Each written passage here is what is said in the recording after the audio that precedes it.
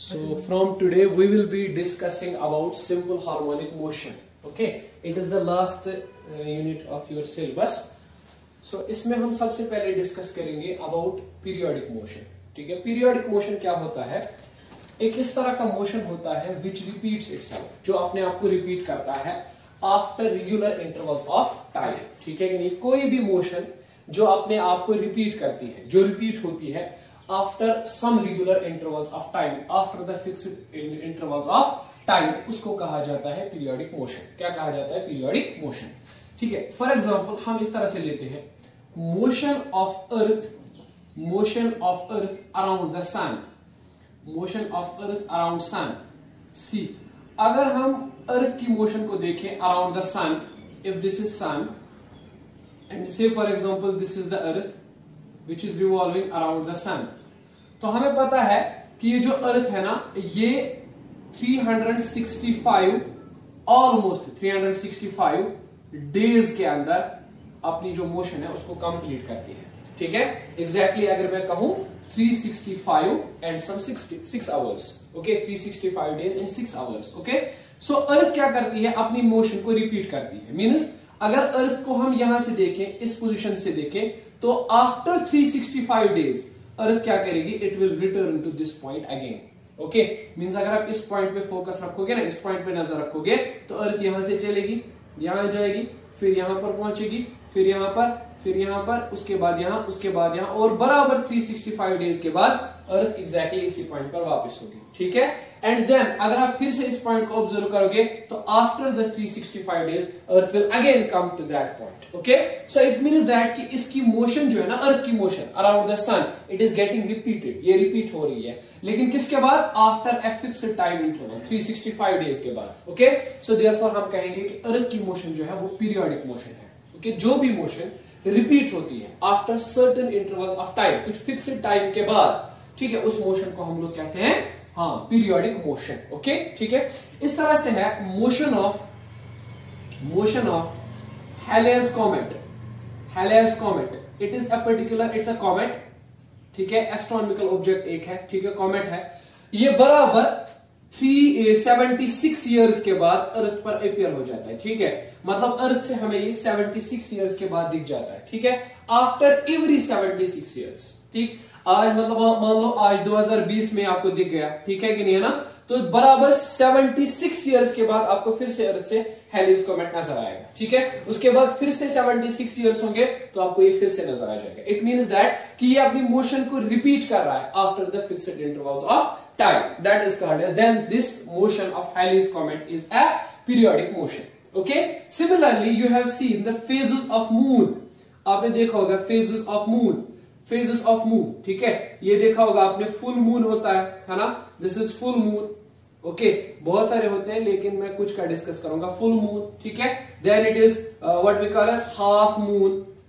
Okay, it is half moon, है ना? And then it is a crescent.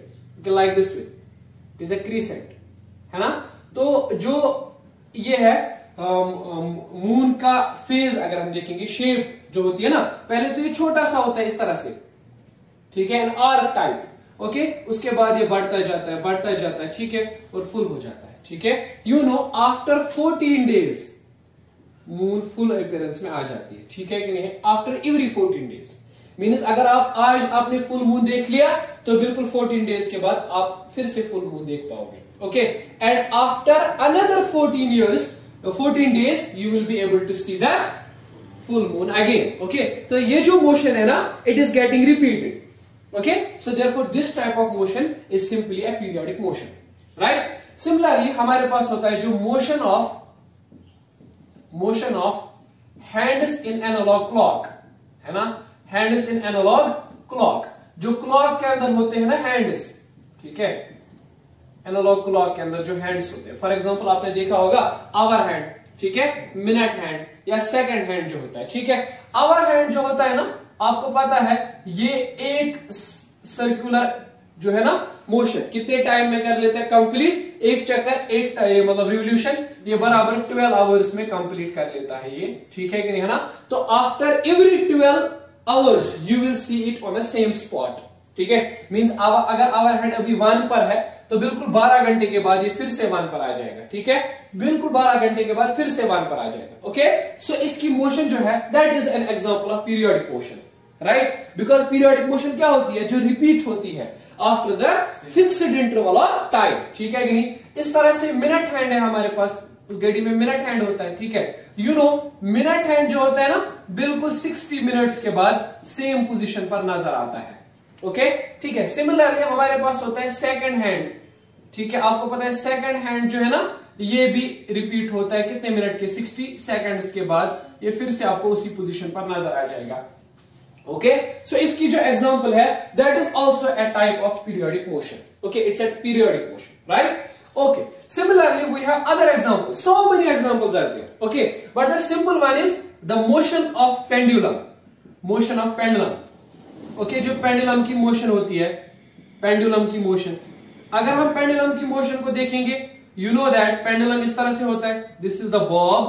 Okay, आप इस पे force लगाओ तो ये इस डायरेक्शन में चला जाएगा, उसके बाद वापस अपनी पोजीशन पर आएगा, फिर इस डायरेक्शन में चला जाएगा। ओके, और इस तरह से अपनी मोशन को कंटिन्यूअसली रिपीट करता जाएगा। Okay, so this is an example of periodic motion, right. Similarly we have, say for example आपके पास एक बाउल है, this is a bowl, and आपने क्या किया हुआ है, एक छोटी सी बॉल बेयरिंग है, एक छोटी सी बॉल आपने उसको यहां पे रखा हुआ है, तो what will it do, it will come down here, उसके बाद ये यहां से ऊपर जाएगा दूसरे साइड पे, then again will come down, then again it will repeat its motion. Okay, ठीक है कि नहीं, तो ये पीरियोडिक मोशन है if there is no friction, अगर फ्रिक्शन जीरो है। देखो, अगर फ्रिक्शन जीरो नहीं होगा तो आपको पता है कि कुछ टाइम के बाद ये अपनी मोशन को लूज करेगा और रेस्ट पर आ जाएगा। मैं बोल रहा हूं if there is no friction, so what will happen, it will continuously move up and down. Okay, so ये एग्जांपल हो गई किसकी, एक हाँ पीरियोडिक मोशन की एक एग्जांपल हो गई। ठीक है कि नहीं। ओके, फॉर एग्जांपल आपके पास है इस तरह से a wooden log, there is some water है और इसके ऊपर एक wooden log है। ठीक है, एक लकड़ी का पीस है, आपने उसको क्या किया है, प्रेस किया हुआ है। Okay, when you press it down, उसके बाद जब उसको रिलीज करोगे ना, it will come up down. Okay, so it will execute a repeated motion, that motion will be termed as a periodic motion. Okay, so किसी भी तरह की मोशन जो रिपीट होती है after the certain intervals of time, after the fixed interval of time, that is called as a periodic motion. That is an example of periodic motion. Okay, ठीक है कि नहीं, है ना, यहां तक तो क्लियर है ना। Say for example, I am saying, यहां पर एक चीज आपको याद रखनी है कि किसी भी पीरियोडिक मोशन में कोई क्वांटिटी होती है जो रिपीट होती है। ठीक है, किसी पीरियोडिक मोशन में कोई सी क्वांटिटी होती है जो रिपीट होती है ना। Say for example, हम इस तरह से देखेंगे, आप यहां पर देख लो वुडन लॉग है ना, आप इसको प्रेस कर दो, what will happen, it will come down and then up. Okay, displacement will be repeating quantity. ठीक है कि नहीं, it will repeat. Okay, after certain intervals of time it will repeat its motion. Okay, यहां पर क्या है, shape is a repeating quantity here. Okay, shape will be repeated after certain intervals of time, है ना, ठीक। So that is a repeated motion है, repeated quantity है। Okay, similarly हम क्या कहते हैं कि जब हम कोई पीरियोडिक मोशन देखते हैं, so there is always a function, there should be a function which describes periodic motion. कोई फंक्शन होती है जो किसको डिस्क्राइब करती है, जो पीरियोडिक मोशन को डिस्क्राइब करती है। ठीक है कि नहीं, है ना, कोई सी इक्वेशन, कोई सी फंक्शन जो पीरियोडिक मोशन को रिपीट करता है, उसको क्या कहते हैं हम लोग, इक्वेशन ऑफ पीरियोडिक मोशन। क्या कहते हैं, equation of periodic motion. Okay, ठीक है। Okay, so I am saying a function which describes periodic motion, कोई फंक्शन जो पीरियोडिक मोशन को क्या करती है, डिस्क्राइब करती है। ठीक है, उसको क्या कहते हैं, उसको कहते हैं equation of periodic motion, that is called as equation of periodic motion. ठीक है कि नहीं, है ना, is that clear. Say for example मैं आपको इस तरह से कहता हूं, फॉर एग्जाम्पल एक पार्टिकल है, उसकी डिस्प्लेसमेंट में कह रहा हूं, suppose there is a particle और उसकी डिस्प्लेसमेंट इस तरह से है, y is equal to 2 sin suppose के तौर पर थीटा। ओके, ठीक है कि नहीं, ये किसी पार्टिकल की डिस्प्लेसमेंट है, कोई पार्टिकल है जो मूव कर रहा है और उसकी डिस्प्लेसमेंट इस इक्वेशन के द्वारा दी जाती है। ठीक है कि नहीं, है ना। देखो, इस डिस्प्लेसमेंट की खास बात क्या है, यहां पे समझो आप इस चीज को। से फॉर एग्जांपल अगर मैं इसको डिस्क्राइब करूं, say for example there is a pendulum. Okay, और ये पेंडुलम क्या कर रहा है, मोशन कर रहा है। ये पेंडुलम यहां जा रहा है, ठीक है, फिर ये पेंडुलम यहां जा रहा है, ठीक। Suppose y is the displacement, कि ये कितनी डिस्प्लेसमेंट करेगा कवर, इस पोजीशन से y वो डिस्प्लेसमेंट है, ठीक है। And I am saying here is the theta, which means मैं कह रहा हूं कि y is the function of theta. It means that इसकी जो डिस्प्लेसमेंट है पेंडुलम की, वो डिपेंड करती है इस एंगल थीटा के ऊपर, ठीक है कि नहीं, है ना। वो डिपेंड करती है किस पे, इस थीटा के ऊपर, ठीक है कि नहीं। इस पेंडुलम की मोशन को सपोज के तौर पर इस इक्वेशन की मदद से डिस्क्राइब किया गया है, y is equal to 2 sin theta, ठीक है कि नहीं, है ना। तो यहां पर y है और यहां पर मैं थीटा ले रहा हूं, ठीक है कि नहीं। सपोज के तौर पर थीटा को 0 मान लेते हैं। जरा इस फिगर में देखो, थीटा कब 0 होगा, जब ये पेंडुलम इस पोजीशन पर होगा, मीन पोजीशन पर, है ना। तो थीटा 0 होगा, उस टाइम पे y कितना होगा, जब थीटा 0 होगा तो y will be 2 sin 0 and we know sin 0 is a 0, so therefore we'll get a 0, है ना। तो डिस्प्लेसमेंट विल बी 0, मतलब जब थीटा 0 होगा तो ये पेंडुलम अपनी ही मीन पोजीशन पर हो जाएगा, होगा, ठीक है कि नहीं, ना। Means this describes a sort of like this way, है ना।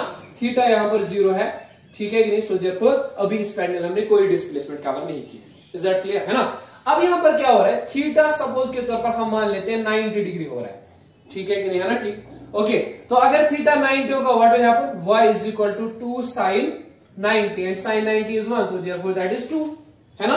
So if it is 90 means pi over 2, then it is 2, ठीक है कि नहीं, है ना। अब समझना बात को, व्हेन थीटा इज 180, जब थीटा 180 होगा, it will B 2 sin 180 and sin 180 is 0, so therefore this will be 0, है ना। सो जब एंगल 180 हो जाएगा तो थीटा फिर से क्या हो जाएगा, 0, है ना, ठीक। अच्छा, जब थीटा होगा 270 तो y का वैल्यू होगा 2 sin 270, okay, then that is -2, 270 is -1 sin 270, okay.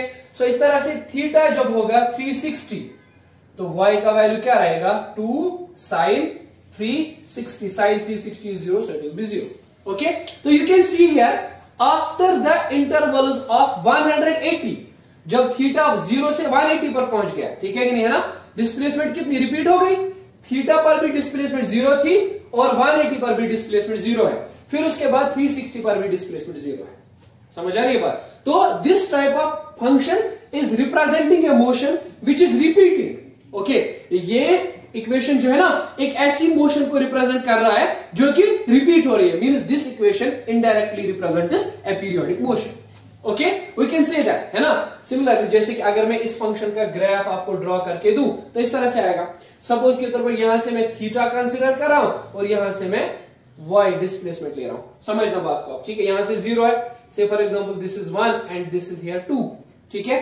Theta यहां पर 0 है, फिर से फॉर एग्जांपल यहां पर 90 है, फिर यहां पर 180 है, फिर यहां पर 270 है, ठीक है, एंड लास्ट पे यहां पे मान लेते हैं 360 है, ठीक है कि नहीं, है ना। सो यू कैन से जब थीटा 0 था तो y भी 0 था, जब थीटा 90 था y 2 के बराबर था, मींस यहां पर, ठीक है कि नहीं। जब थीटा 180 था y फिर से 0 था, है ना, ठीक। जब थीटा 270 था y -2 था, मींस इस साइड से यहां पर, ठीक है कि नहीं। और जब थीटा 360 था y फिर से 0 था, okay. So we can represent this like this curve, okay.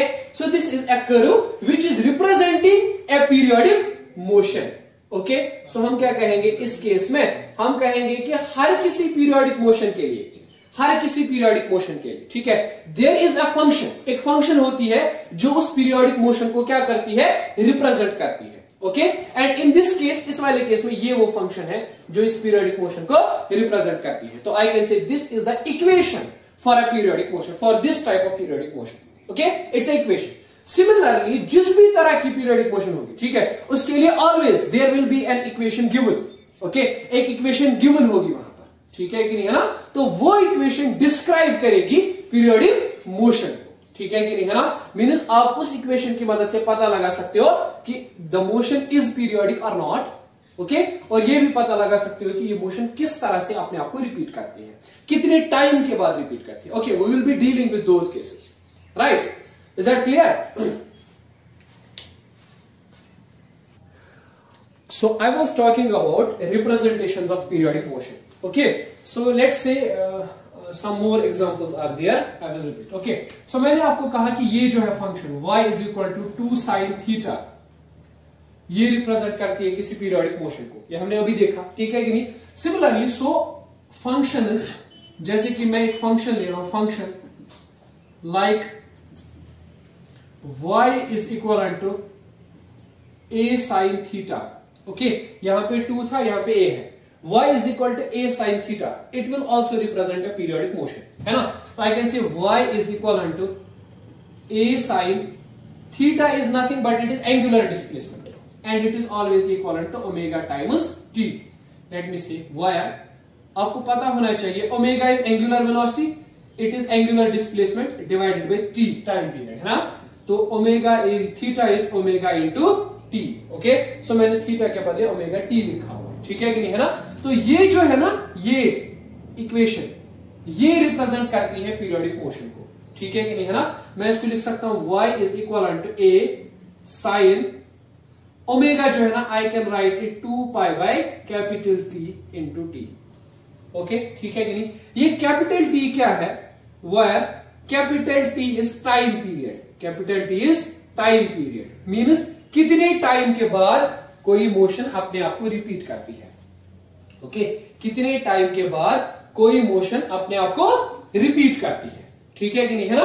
और ए क्या है, ए को हम लोग कहते हैं एम्पलीट्यूड, ए को क्या कहते हैं, एम्पलीट्यूड। एम्पलीट्यूड का मतलब होता है मैक्सिमम डिस्प्लेसमेंट, एम्पलीट्यूड का मतलब क्या होता है, maximum displacement.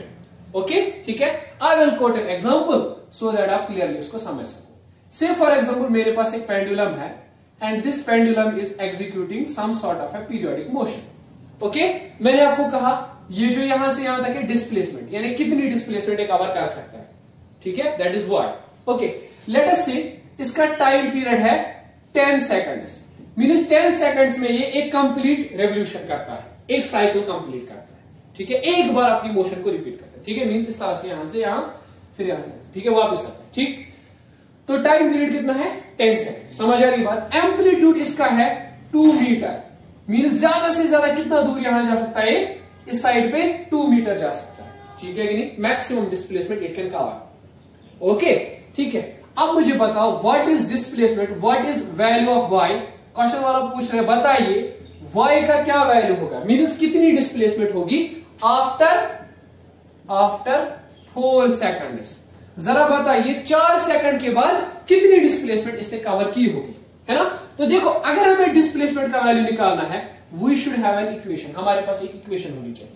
And let us assume कि इसकी इक्वेशन है y is equal to a sin omega t, means a sin omega मतलब 2 pi by capital T into T, ये है इसकी इक्वेशन, ठीक है।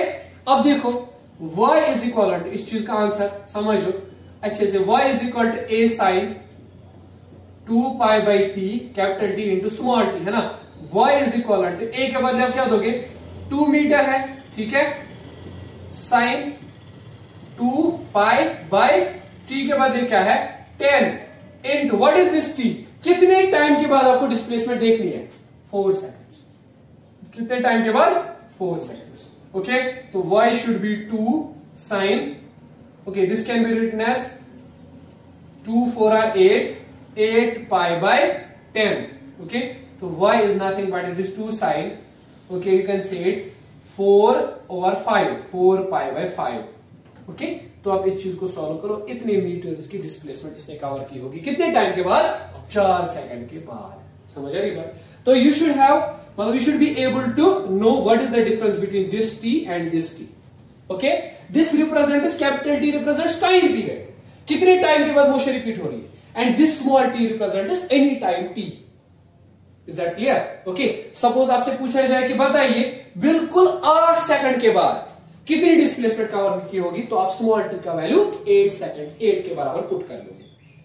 समझ आ रही बात। तो यू कैन से कि सर ये वाली फंक्शन जो है y इज इक्वल, ये वाली equation y is equal to 2 pi by capital T into T, ये और ये सेम ही है वैसे, है ना, ठीक है। ये रिप्रेजेंट करती है किस मोशन को, पीरियोडिक मोशन को, they represent is periodic motion. Is that clear to you, है ना। So a sine function can be used to represent a periodic motion, a sine function, समझ रहे आप, ठीक है। So I will write a point, a sine function, this is a golden point, a sine function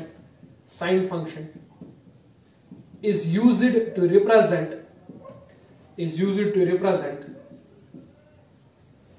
a periodic motion, okay। एक sine function represent कर सकती है किसको, पीरियोडिक मोशन को, okay. Similarly if we do it like this way, अगर हम एक और तरीका अपनाएंगे, ठीक है। सपोज के तौर पर मैं कह रहा हूं कि एक फंक्शन है, एक इक्वेशन है किसी मोशन के लिए, एंड वो है b cos ओमेगा t, या मैं कह सकता हूं b cos 2 pi by t into t। क्या ये किसी पीरियोडिक मोशन को रिप्रेजेंट करती है या नहीं करती है, ठीक है। तो उसके लिए हमें क्या देखना होगा कि डिस्प्लेसमेंट रिपीट हो रही है या नहीं हो रही है, क्योंकि पीरियोडिक मोशन में तो डिस्प्लेसमेंट रिपीट होती है, ओके। लेट अस ड्रॉ और देखते हैं कि क्या चल रहा है यहां पे, ठीक है कि नहीं, है ना। देखो हम यहां पे देंगे t का वैल्यू, ओके, और यहां पे देंगे y का वैल्यू, ठीक है। या अगर आप शॉर्टकट में लिखना चाहें b cos ओमेगा t के बदले आप लिख सकते हो theta, okay. Let us compare theta and y, ठीक है कि नहीं, है ना। अब जब थीटा 0 होगा तो ये क्या बनेगा, थीटा जब 0 होगा तो y इज b cos 0, तो cos 0 1 होता है, तो ये आएगा किसके बराबर, b के बराबर, ठीक है। तो y at that time is b, ठीक है। अच्छा, तो जब थीटा 90 होगा, तो थीटा जब 90 रहेगा y will be b cos 90, तो cos 90 0 होता है, it will be 0, okay। So if we are going to construct this function on some graph like this way, this is the theta, this is the y। So जब theta 0 था, ठीक है कि नहीं, y का value क्या था, b के बराबर था, मान लो ये b है यहां पर, तो y का वैल्यू b था, ठीक है कि नहीं, है ना। जब थीटा 90 हो गया, यहां पर देख लीजिए ये 90 है, तो y का वैल्यू क्या हो गया, 0 हो गया, ठीक है कि नहीं, है ना, ओके, ठीक है। इस तरह से अगर थीटा का वैल्यू 180 डालेंगे तो y का वैल्यू क्या आएगा, b cos 180, and b cos 180 is minus 1, तो it will be minus b, okay, ठीक है। तो माइनस b का वैल्यू इस एक्सिस पे, इस साइड पे आ जाएगा, ठीक है। तो this is nothing but it is minus b, okay, ठीक है। इस तरह से अगर थीटा का वैल्यू 270 आ जाएगा तो y का वैल्यू क्या होगा, b cos 270, तो that will be b cos 270, 270 is cos 270 0, तो that will be again 0, okay. So ये पॉइंट लाई करेगा कहां पर, 270 के लिए, ये पॉइंट यहां पे, ये तो 180 के लिए था, ठीक है, एंड दिस इज 270 के लिए, ठीक है कि नहीं, है ना, okay. Similarly you can say theta जब 360 होएगा तो y का वैल्यू क्या होगा, it will be b cos 360, तो it will be again b, ठीक है कि नहीं, है ना, okay. So let me complete this is 180, so this will be minus b, okay, this is 270, and then it will be 0, and 360, then it will be b again, okay। So see the values are getting repeated, okay, the 0 is repeating, okay, ठीक है, the b is getting repeated, okay। So this cos function is able to represent a periodic motion, a repeating motion, ठीक है कि नहीं, है ना, ठीक है। तो इस पीरियोडिक मोशन का ग्राफ हम इस तरह से ड्रॉ कर सकते हैं, 360 यहां पर आ जाएगा, ओके, ठीक है। सो पता चला कि ये जो फंक्शन है, कॉस वाली function, it is also using to represent, it can also represent a periodic motion. So आप लिखोगे यहां पर point, a sine function and cosine function, cosine function, एक साइन फंक्शन और एक कोसाइन फंक्शन रिप्रेजेंट करती है किसको, पीरियोडिक मोशन को, ओके, ठीक है कि नहीं, है ना। So a sine function represents periodic motion, correct. A cos function represents periodic motion, ठीक है कि नहीं, है ना। ठीक इस तरह से हमारे पास है यहां पर एक और चीज, अगर हम इन दोनों को कंबाइन करेंगे, if we combine them, okay, say for example we are combining them इस तरह से, a sin theta plus b cos theta, okay, we are combining them, right. So you can prove similarly, आप इस तरह से graph बनाएंगे, सारी चीजें करेंगे, तो you will say that this function is also able to represent a periodic motion, okay, ठीक है कि नहीं, है ना, this function। अच्छा, ये y is equal to sine square theta, is this able to represent और नॉट? देखते हैं, जरा देखते हैं, चेक करते हैं क्या चल रहा है इस केस में। थीटा यहां पर y 0 होगा तो y साइन 0 वो 0 हो जाएगा, है ना। 90 होगा तो चलो यहाँ पे a मान लेते हैं आगे, ठीक है, तो ये a आएगा, है ना, ठीक। इस तरह से 180 होगा तो 180 0 तो 0 आएगा, ठीक है कि नहीं, है ना। 270 -1 होता है ना, लेकिन ऊपर स्क्वायर है तो +1 बन जाएगा, फिर से ये हो जाएगा, है ना, ठीक है। इस तरह से शाबाश 360 पर 0 हो जाएगा, ठीक है कि नहीं, है ना। ओके, तो यू कैन जस्ट ड्रॉ दे, ठीक है। तो 0 ही है, ठीक है कि नहीं, है ना। 90 पर a है, ठीक है, 180 पर 0 है, 270 पर फिर से a है और फिर से यहाँ पे 0 है। Okay, you can write it like this, you can represent it like this. Okay, ठीक है कि नहीं, है ना। Okay, now I think you are in a position to guess whether it is periodic motion और नॉट, ठीक है कि नहीं, है ना, ठीक है। Values are there, okay, is that clear, है ना, ठीक। सो याद रखने की बात क्या है यहाँ पे, a sine function, a cos function and their combination, linear combination, ठीक है, represents a periodic motion, represents a periodic motion. So this is their combination, ठीक है कि नहीं, है ना। ओके, कोई भी और फंक्शन आप देखना, चेक कर सकते हो, कॉट फंक्शन, सेक फंक्शन, ठीक है, इस तरह से हमारे पास है tan function, they will not be representing A periodic motion, वो पीरियोडिक मोशन को रिप्रेजेंट नहीं करती है, ठीक है कि नहीं। सिमिलरली एक्सपोनेंशियल फंक्शन जो होती है, y is equal to e raise पर x, this represents an increasing function, ये रिप्रेजेंट करता है इंक्रीजिंग फंक्शन को, मतलब डिस्प्लेसमेंट कंटिन्यूअसली इंक्रीज हो रही है। Okay, so this will not present periodic motion. Okay, this will not represent. Okay, e is equal to -x, e raised by -x, this represents a function जहां पे displacement completely decrease हो रही है, so this will not represent a periodic motion. Okay, ठीक है। So periodic motions are represented by only cos, sine functions and their linear combinations, समझ आ रही है आपको बात, their linear combinations. Okay, so only sine and cos functions and their linear combinations represent what? A periodic function. Okay, suppose there is a function f of t और ये represent करती है periodic motion को। एक function है f of t, ये represent करती है किसी पीरियोडिक मोशन को।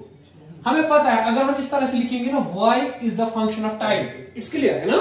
y किस पे डिपेंड करता है? टाइम पे, क्योंकि पीरियोडिक मोशन में कौन सी चीज, कोई डिस्प्लेसमेंट रिपीट होती है after certain intervals of time, so we can say displacement is the function of time. Okay, so क्या होता है, if let us suppose t is the time period, if t is the time period, इसका मतलब क्या है कि ये function अपने आप को रिपीट करेगी कितने टाइम के बाद? t टाइम के बाद, ठीक है कि नहीं, है ना। So I can say f of t plus t, ठीक है, मतलब ये जो टाइम है t, अगर मैं इसे टाइम पीरियड ऐड करूंगा तो it will again be equal to f of t, समझ आ रही है, ठीक। ये फिर से वही फंक्शन बन जाएगी f ऑफ t, ठीक है, मतलब पहले क्या फंक्शन थी? f ऑफ t, तो after the time interval of capital T the function will again become f of t, ठीक है कि नहीं, है ना। Similarly if I am going to add f of t plus 2 times t, तो double time period, that will again lead to f of t, है ना, ठीक। So if we have f of t plus 3 times t, it will again lead f of t. Similarly, if we have f of t plus n times t, it will again be f of t. समझ आ रही बात, ठीक है, मैं समझाता हूँ। Suppose के तौर पर कोई फंक्शन है, उसका टाइम पीरियड है 10 सेकंड्स, ठीक है, तो वो function t is equal to 10 seconds के बाद अपने आप को रिपीट करेगी, है ना। t is equal to 2 into 10, इसके बाद भी वो अपने आप को रिपीट करेगी, ठीक है कि नहीं, मतलब इस टाइम पे इसने 2 रिवोल्यूशंस कंप्लीट किए होंगे, ठीक है। t is equal to 3 into 10 seconds, है ना, इसके बाद भी फंक्शन रिपीट हो जाएगी, है ना, ठीक। मींस अगर फंक्शन रिप्रेजेंट हो रही है f ऑफ t से, तो यहां पर क्या हो जाएगा? f of, okay, f of t plus 2 times t, है ना, 2 टाइम्स t, ये हो क्या होगा f of t plus 3 times t, और हमें पता है ये फंक्शन फिर से f ऑफ t ही आने वाली है, it will repeat itself, okay, है ना, ठीक। So if we have a function f of t and it represents periodic motion, then f of t plus nt should be equivalent to f of t, मतलब this represents the periodic nature, ये represent किस चीज को करता है? periodic nature को represent करता है, is that clear? Okay, the statement is fully justified, isn't that? Okay, so हमने यहां पे कहा अभी कि अगर हमारे पास होगी कोई फंक्शन एफ ऑफ टी, ठीक है, देखो अभी साइन फंक्शन रिप्रेजेंट करता है पीरियोडिक फंक्शन को, राइट? कॉस फंक्शन रिप्रेजेंट करता है किसको? पीरियोडिक फंक्शन को। तो उनका जो कॉम्बिनेशन होगा वो भी रिप्रेजेंट करेगा पीरियोडिक फंक्शन को। ओके, मींस अगर हम लिखेंगे इस तरह से summation a1 sin omega T plus b1 cos omega T, okay, this will also represent a periodic function. Okay, ठीक है, आई can write it a1 an और इसको मैं लिखता हूं bn, where n goes from 1 to infinity, okay, 0 to infinity, okay, I can write it summation n goes from 0 to infinity, I can write an sin of omega के बदले में लिखूंगा 2 pi by capital T, है ना, और इस function t के बदले में लिखूंगा n times t, okay, it will remain same, है ना, ठीक, okay, there is no issue, है कि नहीं, है ना, क्योंकि इसके बाद फंक्शन फिर से अपने वैल्यू को क्या करेगी? रिपीट करेगी, ठीक है कि नहीं, है ना, ओके, ठीक है, इस तरह से मैं okay bn cos of 2 pi by t into n times t लिख सकता हूं, ठीक है कि नहीं, है ना। देखो मैं क्या बता रहा हूं आपको, अच्छे से समझो। देखो I have to write omega के बदले 2 पाई बाई टी, है ना, ठीक है, यहां पर मैं लिख सकता हूं 2 पाई बाई टी इंटू, यहां पर भी ओमेगा के बदले 2 पाई बाई टी, लेकिन मैंने टी नहीं लिखा, फिर बाद में मैंने एन टाइम्स टी लिखा। अब आप अच्छे से समझो, ठीक है कि नहीं। देखो ये फंक्शन है general function F of T, है ना। अब देखो इसको मैं कैसे रिप्रेजेंट कर सकता हूं, f of t I can write n का वैल्यू हम 0 से स्टार्ट करते हैं, ठीक है कि नहीं। लेट अस सपोज, तो पहली टर्म क्या आएगी, a0, है ना। ये क्या बनेगा, साइन एन का वैल्यू जब 0 होगा तो इट विल बिकम साइन 0 पूरी तरह से। सो साइन 0 विल बिकम 0 और 1 इट विल बिकम 0, ठीक है कि नहीं, है ना।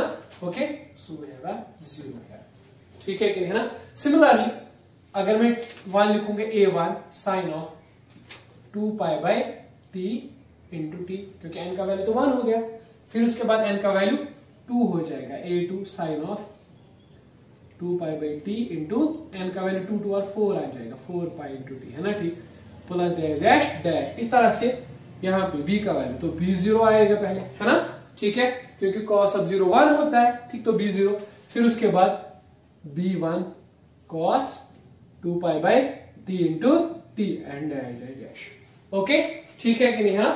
तो मैंने क्या किया, मैंने बेसिकली कुछ नहीं किया, मैंने कहा अभी आपको कि साइन और कॉस फंक्शन रिप्रेजेंट करती है किसको, पीरियोडिक मोशन को, और उनकी जो कॉम्बिनेशन है वो भी रिप्रेजेंट करती है पीरियोडिक मोशन को। Okay, so this is a combination of sine and cos, एक कॉम्बिनेशन है साइन और कॉस की, ठीक है। फिर मैंने क्या किया, इसको बस एक्सपेंड कर दिया, ठीक है कि नहीं। This is called as Fourier expansion, इसको कहा जाता है Fourier expansion, Fourier expansion, okay, इसको कहते हैं Fourier expansion.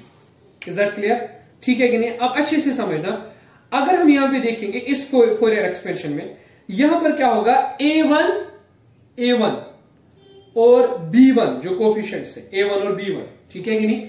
a1 if a1 and b1, ठीक है, ये दो कोफिशिएंट्स अगर ये नॉन जीरो होते हैं, सपोज ये 0 नहीं है, a1 0 नहीं है, b1 0 नहीं है, बाकी सारे 0 है, ठीक है कि नहीं, तो ये फंक्शन क्या बन जाएगी, f of t is, okay, let us say it will become a1 sine of 2 pi by t into t, क्योंकि ये तो नॉन जीरो है, ठीक है कि नहीं, है ना, प्लस ये a2 0 है, खाली ये ही दो क्वेश्चन a1 और b1 नॉन जीरो, बाकी सारे 0 है, तो इट विल बिकम 0 0 0, ठीक है।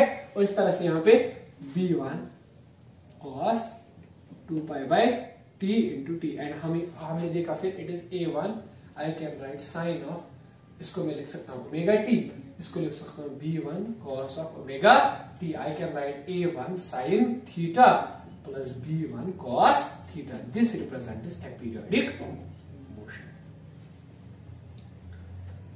समझ आ रही है बात, ठीक। सो इस फोरियर एक्सपेंशन में मैं नहीं कह रहा कि ये पूरी फंक्शन पीरियोडिक मोशन को रिप्रेजेंट करती है, नहीं, मैं नहीं कह रहा हूं कि ये पूरी की पूरी फोरियर एक्सपेंशन ही पीरियोडिक मोशन को रिप्रेजेंट करती है, नहीं, मैं कह रहा हूं this will represent the periodic motion in a single condition, that if a1 and b1 is not 0, अगर a1 और b1 नॉन जीरो होंगे ना, तब ये फोरियर एक्सपेंशन रिप्रेजेंट करेगी पीरियोडिक मोशन को, ठीक है कि नहीं, है ना। देखो मैं समझाता हूं आपको बेसिकली फंडा क्या है।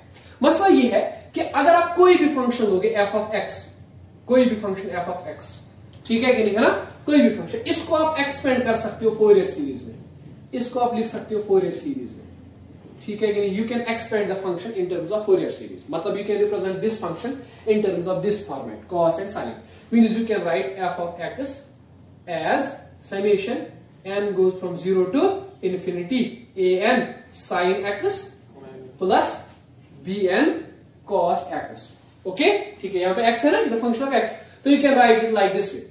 Similarly, if you have a function f of L, so you can write the summation n goes from 0 to infinity an sin L plus bn cos L. This is the mathematical expansion.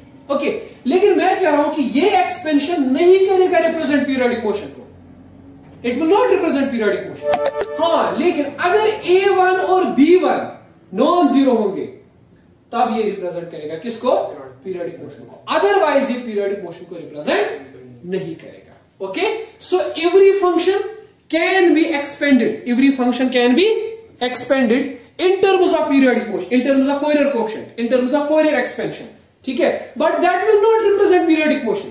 Only when these two coefficients a1 and b1 are 0, then the Fourier function can represent a periodic motion. समझ आई बात, मेरी बात समझ आई। मैं कह रहा हूं कि किसी भी फंक्शन को आप Fourier एक्सपेंशन कर सकते हो, ठीक है, वो रिप्रेजेंट नहीं करेगा पीरियोडिक मोशन को। अगर a1 और b1 0 नहीं होंगे तब रिप्रेजेंट होगी, Fourier फंक्शन रिप्रेजेंट करेगी उस टाइम पे पीरियोडिक मोशन को। समझ आ रही है, ठीक। It is often good physics में, it is often good to represent the functions in terms of Fourier coefficients. Okay, कभी कभी बहुत बेहतर रहता है कि आप फंक्शंस को फोरियर कोएफिशिएंट्स में एक्सपेंड करो, ठीक है। फिर आपको ये पता होना चाहिए कि पूरी की पूरी फोरियर एक्सपेंशन रिप्रेजेंट नहीं करती है पीरियोडिक मोशन को, बल्कि कब रिप्रेजेंट करती है, वो रिप्रेजेंट करती है when these two coefficients are non zero, ठीक है कि नहीं, otherwise it will not represent a periodic motion. Okay, ठीक है कि नहीं, is that clear? Okay, this is the simple case, right? Okay, so we'll be dealing with some other cases in our next lecture. Okay, regarding periodic motion, we'll continue the periodic motion in next lecture. Okay.